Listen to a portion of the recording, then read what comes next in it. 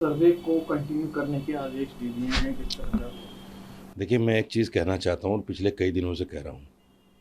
Organiser में जो RSS का मुख्य पत्र है, उसमें एक रिपोर्ट छपी थी 2-4 दिन पहले और उसमें कहा गया था कि मोदी मैजिक ख़त्म हो गया है और ये भी कहा गया था कि उनका विकल्प भी तलाशा जा रहा है।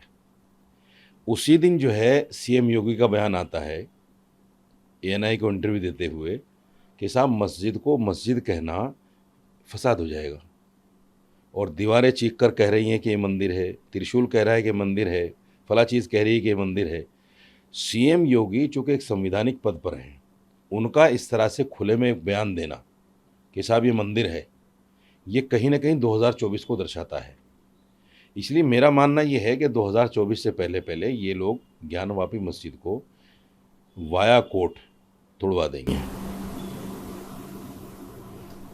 सुप्रीम कोर्ट ने 1 हफ्ते का समय दिया है अपनी पूरी रिपोर्ट को क्रिया है, इसका कोई आधार विधार नहीं है। जब हम चीख-चीख कर कह रहे हैं, सारे सबूत मौजूद हैं कि ये अकबर के ज़माने की मस्जिद है, लेकिन फिर भी वही झूठ जैसे बाबरी मस्जिद में बोला गया था कि साहब मंदिर तोड़ के मस्जिद बनी है। हालाँकि सुप्रीम कोर्ट ने बाद में कहा कि मंदिर तोड़कर मस्जिद नहीं बनी, हमें ऐसा कोई अवशेष नहीं मिला। तो ये सारी चीज़ें हैं, आप भी देखिएगा, यही चीज़ बाद में फिर सुप्रीम कोर्ट में आकर ज्ञानवापी को तोड़ने के लिए मामला सामना साफ हो जाएगा बिल्कुल। मॉस्क कमेटी के द्वारा चैलेंज किया गया है निर्णय को इलाहाबाद डिस्ट्रिक्ट हाई कोर्ट में, डिस्ट्रिक्ट कोर्ट के ऑर्डर को इलाहाबाद हाई कोर्ट। देखिए, मुसलमान जो लड़ाई लड़ रहा है, वो मुसलमान ये सोचकर लड़ाई नहीं लड़ रहा है कि भाई हमें इंसाफ मिलेगा। हम ये सोचकर लड़ाई लड़ रहे हैं क्योंकि हमें अपनी कम्युनिटी को जवाब देना है। हमें बताना है कि हम लास्ट तक पहुँचे हैं।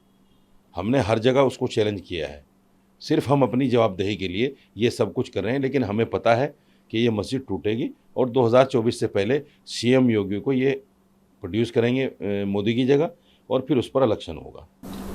अंजुमन इंतजामिया मस्जिद के सर्वे में ज्ञानवापी मस्जिद के पास में जाकर ये लोग दोबारा से जो घाव भर चुके हैं उन्हें कुरेदने की कोशिश है। जाहिर बात है भाई, अगर आपको तोड़ना है, आपको तो मस्जिद तोड़ने की प्रैक्टिस है। 1992 में आपने, हालांकि कोर्ट में केस था बाबरी मस्जिद का, 1992 में तोड़ दिया आपने बाबरी मस्जिद को। और उस वक्त में बीजेपी गवर्नमेंट थी, कल्याण सिंह सीएम थे, उन्होंने बाकायदा हलफनामा दाखिल किया कोर्ट में कि साहब मैं मस्जिद को टूटने नहीं दूंगा, लेकिन टूट गई। तो बीजेपी के होते हुए मस्जिद को कौन बचा सकता है?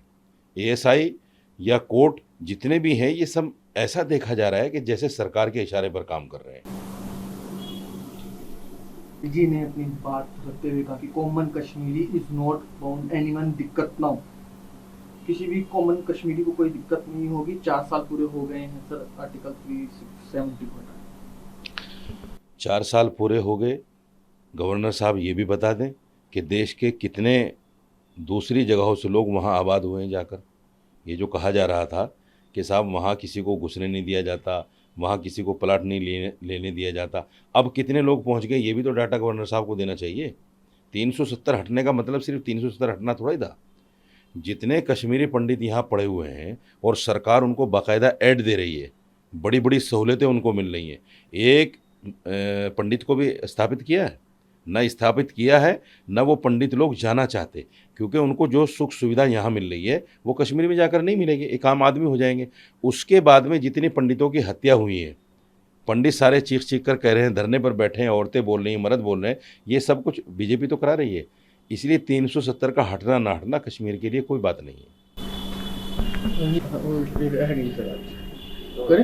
मनोज सिन्हा ने सर अपनी बात रखते हुए ये भी कहा कि जम्मू कश्मीर के अंदर जो हिंसा की घटनाएं हैं वो कम हुई हैं, शटडाउन कॉल बाय टेरर, आतंकवादी गतिविधियां भी कम हुई हैं, स्कूल और कॉलेज भलीभांति तरीके से खुल रहे हैं और प्रोजेक्ट भी समय पर पूरे हो रहे हैं। देखिए, एक मिसाल है कि जब चोर साहूकार बन जाए तो फिर चोरी नहीं होती। इसलिए बीजेपी जब सत्ता में नहीं थी, आपने देखा हम रोज़ाना सुनते थे कि फ़लाँ मंदिर में गाय का गोश्त मिल गया, मस्जिद में सूअर का गोश्त मिल गया। ये सब कौन कराता था? ये सब यही लोग थे। इसलिए सत्ता में आने के बाद में ये लोग खामोश बैठ गए। इसलिए टेररिज्म की जो घटनाएं बताते हैं वो खुद ही ऑटोमेटिक कम हो गई। कितने आरएसएस के लोग, बजरंग दल के लोग आईएसआई के संबंध में पकड़े गए हैं, आप उनका अंदाज़ा लगा लीजिए। जो बड़े बड़े पदों पर हैं, यानी डीसीपी तक पकड़े गए हैं इस मामले में कि वो खुफिया तंत्र जो है, खुफिया जानकारी पाकिस्तान को पहुंचा रहे हैं। तो ये सब वही लोग हैं। इसलिए वहाँ अमन होना, इसका मतलब ये नहीं कि 370 हटिए तो अमन हुआ है। अमन इसलिए हुआ है कि चोर साहूकार बन गया है।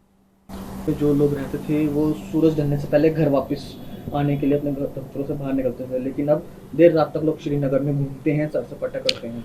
मैं दावे के साथ कह सकता हूँ, हिंदुस्तान कश्मीर का जो कश्मीरी है वो आतंकवादी नहीं है। कश्मीर का जो कश्मीरी वो आतंकवादी नहीं है। हाँ, कुछ इस तरह की घटनाएं ज़रूर हुई हैं कि आर्मी ने या पुलिस ने वहाँ के नौजवान लड़कों को उठाकर जो इनकाउंटर किए हैं नाजायज़, उसके चक्कर में कुछ लोगों ने बंदूकें ज़रूर थामी हैं, लेकिन उनको आप टेररिस्ट नहीं कह सकते।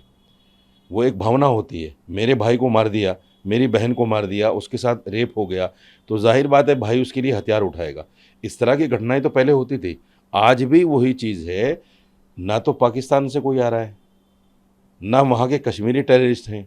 फिर ये रोज़ाना जो इनकाउंटर हो रहे हैं और उसमें हमारे जवान शहीद हो रहे हैं। सबसे बड़ी बात, जब ये लोग पुलवामा में इतना बड़ा हमला करा सकते हैं कि 40 हमारे जवानों को शहीद करा सकते हैं, तो इनके लिए इक्के दुक्के लोगों को मरवा देना, इनको ख़त्म करा देना कोई बड़ी बात थोड़ी है। काफी गंभीर आरोप लगा रहे हैं आप कि एलजी का क्या, वहाँ पे डर का माहौल खत्म हो गया।